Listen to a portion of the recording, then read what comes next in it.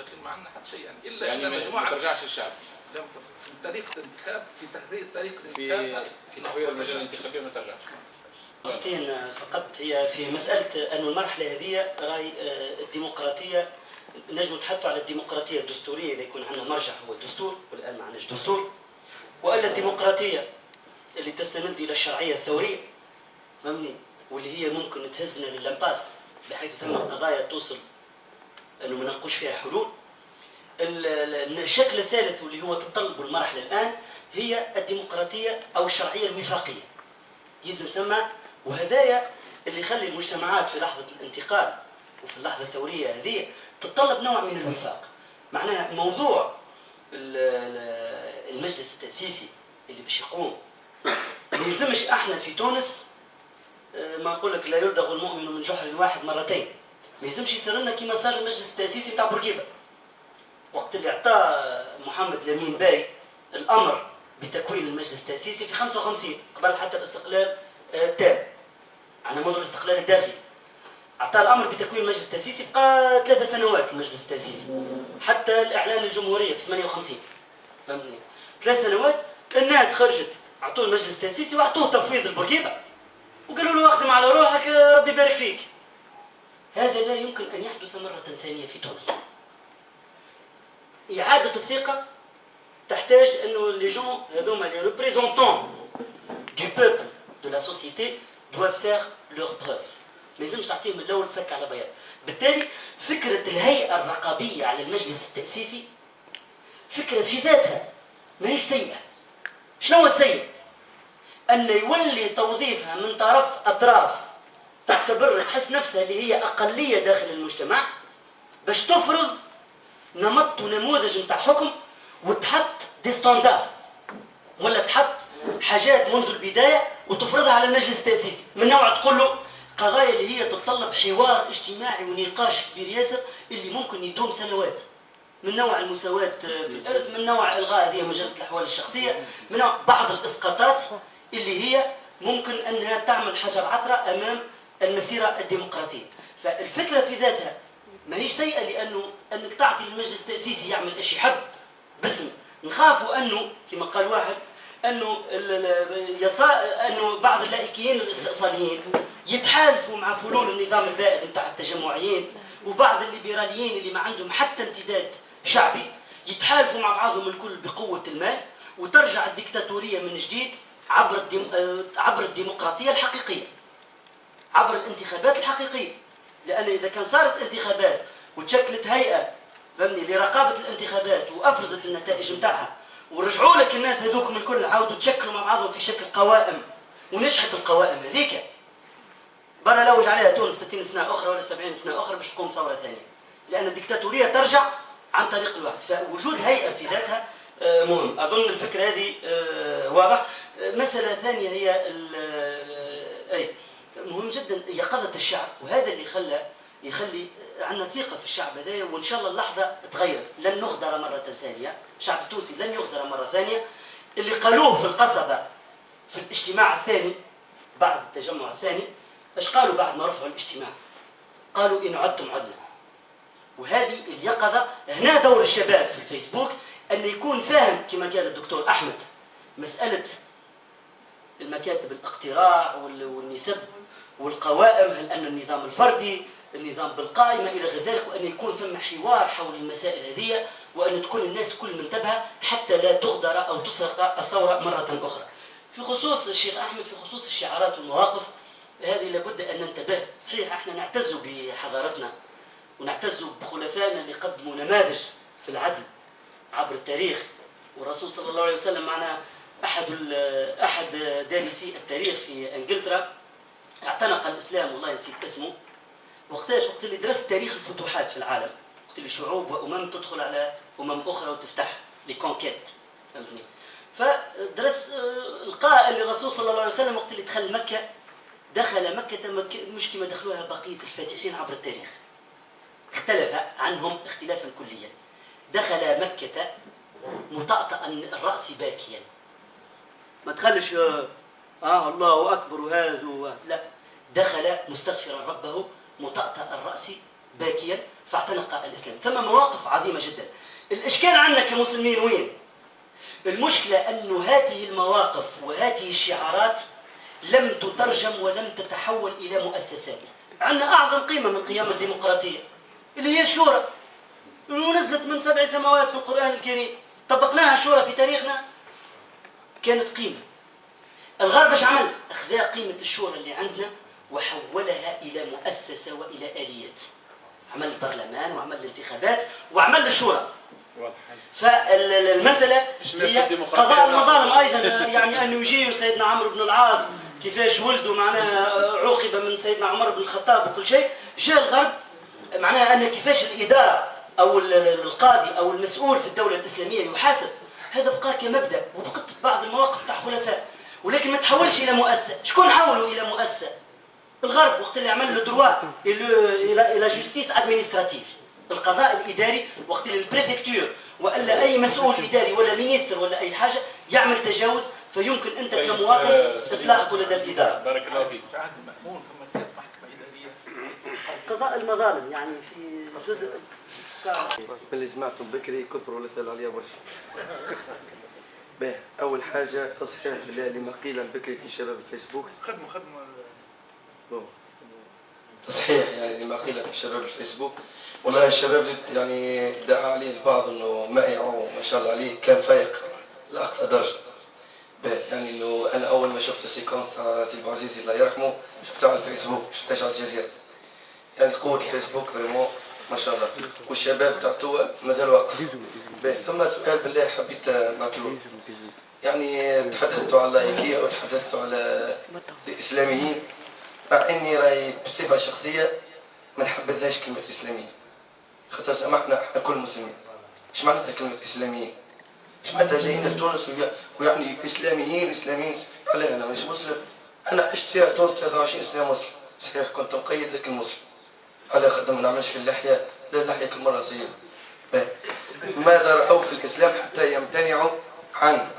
برسك شنو اللي راوا في الاسلام حتى يمتنعوا عنه؟ انا شفت في نسمه تي في واللي اصبحت يعني نقمه تي في يجيبوا في جماعه لايكين ويحكوا وياخذوا في الحجج بتاعهم من القران والسنه. وساعات والله حتى يعني ربي قال يعني اذا رايتم يعني اناسا يعني يحرضوا في الدين فابتعدوا عنه فاعرضوا عنه. إن رجعنا احنا اعرضنا عنه وفدينا منه. يعني انتوا كتعرف اللايكين بشنو ينادوا مثال شعطونا، خاطر انا واحد من الناس ما نتبعهمش تلمو فديت منهم. باهي ثاني حاجه بالله نحب نذكرها، الشباب الفيسبوك ماهوش باش يعاود يتقدر مره ثالثه. تقدرنا في عهد بورقيبه مع انه الحقائق ما تكشفتش، وتقدرنا في عهد بن علي. النجمه هذيك اللي موجوده في الدرابو عاش نسلموا فيها. يعني اسلام في تونس، اسلام في تونس مهما كلفناش. هذا يعني نحكي لكم شو نشوف فيه في الفيسبوك. باهي ولا سؤال سي احمد، يعني في حال والله لا يقدر غلبونا يا خويا اللايكين، غلبونا الله يقدر، علم عند الله قضاء وقدر. يا هل باش يكون فما صراع في الدولة أم يعني قبول بالأمر الواقع كما صار في عهد 92 في عهد بن علي، جماعة كل طاهر بالفيجي بوليتيك. باهي ثم هذه حماية يعني صحيح. باهي يعني بالله السيد يعني ما شاء الله ذكر الشورى واللي بنى عليها الإسلام. يعني ما نعرفش ديما نختاروا في الحاجات من الإسلام لكن ما نحبوش نعترفوا بالدولة الإسلامية. أنا ما قلتش اللي قلت أنت ما تحبش تعترف بها، لكن أنا نشوف فيه شنو يحبوا في تونس. يحبوا الديمقراطية، يحبوا الموجود في الإسلام، لكن لا يا أخي باش تعترف بها الدولة الإسلامية لا ما يساعدش. شنو هي المشكل؟ شنو يحبوا يا أخي؟ يا تاخذ 100% سي لا لوا دو توتو غيان، يا تاخذ كل يا تسيب الكل وكاو. هذا هو آخر كلام. حاجة بالله نحب نأكد عليها، يعني الناس مازال ما فكرتهاش. لا خاطر تلمون يعني نصرنا الله في يوم جمعة، يعني نصرنا الله في يوم جمعة، والشعوب الكل نصرها ربي في يوم جمعة. يعني شنو نستنوا باش ما ننصروش الدين بتاعنا؟ ما عادش خايفين يا اخي من الكرتوش، وقلتوها ما عادش خايفين من الكرتوش. بالرسم انا واحد من الناس كنت مروح من لا غالب كنت تحت في ريسي بي سي ما نجمش نروح. ايوه فوالا اكزاكتوم. ويعني وهبطت الدمع في فرنسا، بكيت بالرسم يعني خايف ما نجمش نروح ومرض. يعني اخرها ما عادش بيشتغل في الاسلام وكو. وبارك الله فيك. على كل حال الشباب اللي اول بكري شفنا سيكونس تاع الفيلم اللي عدوه لنا، يعني اول مظهر في الانتفاضه وفي سبب هذه الانتفاضه هو الشباب. والشباب هذا اللي ممكن نقولوا عليه بيه عليه بالنسبه للدين ماهوش متدين والا ماهوش هذا، لكن السبب يرجع اللي هو مهما كانت ممكن فما ناس يعني الشباب اللي كانوا اصلا يعني كانوا كما قلت لهم بكري يعني عندهم شهادات 5 6 سنين، لكن ما نقولش هذايا. وفما ناس شباب اللي مساكن ناس بسطاء ما يلقوش خدمه وما يلقوش هدايا وتظلوا في كرامتهم. وهالشباب هذا هو اللي بدا الانتفاضه، وحتى حد ما ينكر فيه هذا. ومن بعد تجي يقولوا فيها يستغلوا هالفرصه بارك الله فيهم النقابات والجمعيات، خاطر ما كناش نسمعوا بهم من قبل، كلهم كانوا يساندوا الحكم الناس الكل ان شاء الله. وحتى الجمعيات اللي برا خارج برا يعني ما سمعناش عليهم برشا حاجات ان شاء الله. الاكستيريور ما كاينش بالنسبه للاكستيريور، يعني نخاف انا من هالاكستيريور على خاطر راهو كما قال بكري الديمقراطيه يجيبوها لنا جماعه الاكستيريور ويحطوها لنا. وان شاء الله نقولوا الشباب هذا قالها كما بكري قال الشباب ماهوش باش يتهضر مره ثانيه، قال راهو اقل زلقه فلقه، يعني ردوا بالكم على روحكم ان شاء الله، رانا فايقين وعينينا فايقه. لي بيرسون نرجع بكري كيف الاسلام والاسلاميين، واحنا دوله مسلمه صحيح مسلمه. سمعت الغنوشي اللي بان كي دخل البلاد قال ما نحب حتى منصب. يعني هذا اذا مجموعه النهضه يعني يقول ما نحب حتى منصب، كيفاش باش يفرض رايه؟ يعني مش منصب مثلا باش يشد وزير ولا حاجه ان شاء الله. يلزم الناس الاخوه اللي عندهم كفاءه في الدين واللي عندهم كفاءه في برشا حاجات يعني في باش يعرفوا هذا، يلزمهم يتقدموا ويعطوا اقتراحاتهم وما يقولوش ما نحبوش مناصب. بارك الله فيك. علي العريض قال شيء، خليك علي العريض قال شيء ممكن يتناقش. وجهة نظري انا بتاعتي كذا مثال باش نوري لك il y a des manipulations politiques. فما مانيبيولاسيون بوليتيك. كان هناك الاولويه لتهدئه الوضع لانه فما فزاعه الاسلاميين والسلطه فكان لابد نهدئ. بعد ذلك علي العريض قال كل شيء مفتوح. لانه لما تجي في العمل السياسي تقول الاسلاميين سيء ايكارتي دو لا بريزيدونسيال ما عادش عندهم ولا الليكارت. لما ترجع تقول راهي انا كل شيء وارد، الليكارت كانوا واضحين، عملت انا شو جديد. فاذا في الفترة القادمة تسمعوا تصريحات مقابلة وما فهمتونيش وكذا، باش تظهر من كل الجهات. فالواحد تتبع ويشوف الخط العام ويفهم بأنه مش كل كلام اللي يتقال يعني موقف. ومارسة السياسة. تفضل أستاذ سامي بإيجاز معناها je vais parler des acquis, je vais parler des défis. Pour les acquis, je vais citer deux.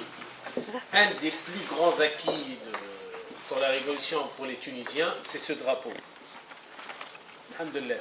Ça, je crois, il est très significatif. Le deuxième acquis, c'est que, grâce à Dieu, le pays est vacciné contre la dictature. C'est un grand vaccin. Il a touché tout le monde. Alhamdulillah. Je crois que jamais on pourra revenir à la dictature, quelle que soit la situation. C'est un acquis très important. Il y a plusieurs acquis. Pour les défis, je crois qu'il y a des défis à court terme. Les élections, vraiment, il y a urgence. Dans cette urgence, je crois qu'il y a quatre défis. Pour nous tous, d'ailleurs, ça concerne tout le monde. D'abord, c'est sauvegarder la révolution. C'est très important. Il faut à chaque fois parler de la dictature, à chaque fois parler de ceux qui, comme si vous avez remarqué, le travail de Al Jazeera, ce n'est pas un travail anodin, c'est très très intelligent. Ce qu'on appelle l'autopromotion, comment les gens ils sont révoltés, il faut le maintenir jusqu'au bout. لازم نبقاو دائما بك الشعلة نتاع القصبة هذيك راهي كالشمعة نطفيها ندخلوا في الظلام والعياذ بالله. لازم نبقيو على الثورة وكل تاريخ الثورة لازم يقعد. هذاك علاش عجبتني في تونس قاموا بمعرض كما الاخوه في مصر، عملوا معرض على الثوره، اي سي تري امبورتون. بلاش هذاك راهو المشكله انه الذاكره قصيره والغفله ما تسيب حتى واحد. Deuxième défi important, c'est la sécurité. C'est tout à fait normal. هذا شيء طبيعي. Sans sécurité, il n'y aura rien dans le pays, rien. Enfin, je crois qu'aujourd'hui, tous nous sommes responsables. Il y a des bandits, il y a des... Enfin, tout est possible aujourd'hui. À chaque fois, ils nous sortent quelque chose. Je crois la sécurité, urgence. Je parle d'aujourd'hui, hein. Mouche après, parce que les autres défis, c'est autre chose. Le chômage, etc. Autre défi, c'est l'identité nationale. On ne va pas attendre. Je suis contre à banaliser, minimiser les laïcs. Aujourd'hui, je suis en train de faire un travail, c'est très personnel, pour criminaliser les laïcs en Tunisie en particulier. Ils ont participé, c'est ce qu'on appelle les assises. Moi, j'ai fait une licence histoire sur Hitler, je sais que ça veut dire la tyrannie. Qu'est-ce qu'un tyran? Ben Ali, il a assis sa dictature sur les laïcs. Hein? Il faut rappeler tout ce qu'ils ont fait pour la Tunisie. Tous. Que ce soit leur langage, l'idéologie, la publicité, leur regard sur la société,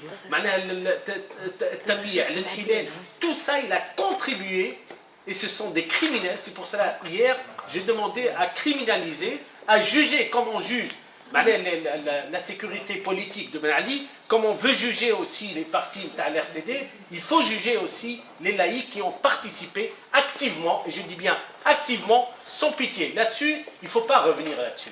On ne va pas attendre après pour dire Wallah yasma fama mushkila bta al-hawiya. Samahni, nous sommes la base, qu'est-ce qu'ils ont fait? En plus de ça, les laïcs en Tunisie, ils ont vécu plus que 50 ans.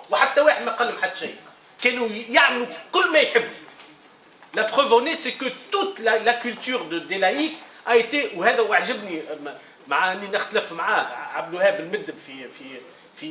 hier dans Le Monde, il a dit une chose très très véridique. Il a dit, les démocrates en Tunisie et les laïcs, ils ont contribué, ils sont criminels avec Ben Ali. Je crois, il n'y a pas, فماش هذايا وربي نشوف انا ومعليش واسمع وفك علينا سامحني, la révolution n'est pas venue pour rien. Il y a un problème هذا. كل مرة نوخر التالي معناها مشكلة كبيرة. نتذكر بورقيبة ونرجع باش نقول ديكتاتور هني جاوب بورقيبة كيف زاد نفس العملية وقام أيضا بأول حاجة عملها نتذكر وقتها كلمة يبدو لي شيخ جعيط ولا واحد قال أنا كنت في جامع الزيتونة وجاه واحد يجري قال واسمع راهو بورقيبة باش يشد الحكم. الآخر قالوا قلت لا يا راجل ما يدوم حال 35 سنة ما يدوم حال 30 سنة معناها سي 50 ans معناها لي لايك ils ont eu tout ce qu'ils voulaient والله كل ما حبوه لقوه لا ليبرتي وكل ما لقى الحل سامحني يفو aujourd'hui يلزمنا نحاربوا من اجل هوية تونس quelle que soit la situation ما ثماش لانه نتصور انه كيف زاد aujourd'hui فما من حرب ضد التجمعين اللي تورطوا وحرب ضد معناها اللي عذبوا الناس الكل وهذه ملف اخر فنتصور انه اليوم اون بو با بليزونتي سي با اون بليزونتري هذه الوقت ما يرحمش الوقت مش قاعد نضع في صوابعنا واحد قال هاني عملت والله محاولة ثورة لا سي اون فري ريفوليسيون هذه فنتصور انهم عندهم الحق باش يعيشوا ولكن يحترمونا احنا اصل البلاد مش هم اصل البلاد. انا كنت مسرور بهالحوار هذا وكان بودي ان